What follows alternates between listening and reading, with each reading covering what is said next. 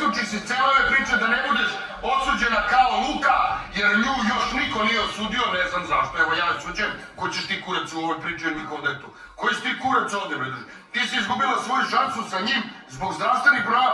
Ko te jebe više, druže? Idi traži novog Bajevu, svaki dan reklamiraš se, ko će da ti napravi dete i ko će da ti bude novi sponzor.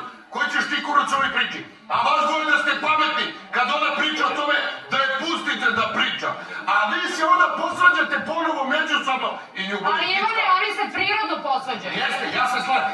To se vraćamo na ono što je Janis pričao davno, da oni treba da rešavaju do suda, ja sam uvek za to, jer ja imam taj primer, ja viđam svog Željka, kako god vi pričali, a imao sam isto ovu situaciju, ali sam se pametno izborio i dalje se borim, ali ga viđam. A ja nemam sada zabranu, nikako kao što ona njemu sada brani, a pre 5 dana mu vikalo.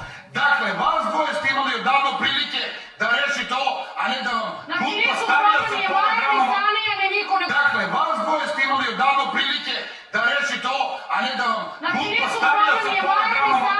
5 dana mu vikalo. Dakle, vas dvoje ste imali odavno prilike da rešite ovo, a ne da vam glupo stavlja sa programom.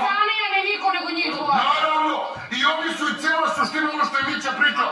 Cela nosivost ovog realitija ove sezone su Anel i Jasmin, a ova došla na 3 mjeseca pred kraj. Pa vidi, čovjek sa pola glave da nema mozak, došao bi iskoristio ovu situaciju. Samo što ste vi glupi što je dajete i dalje mogućnost da to radi. Ja bih sasvim nosivost ovog realitija ove sezone su Anel i Jasmin, a ova došla na 3 mjeseca pred kraj. Pa vidi, čovjek sa pola glave da nema mozak, došao bi iskoristio ovu situaciju. Samo što ste vi glupi što je dajete i dalje mogućnost da to radi.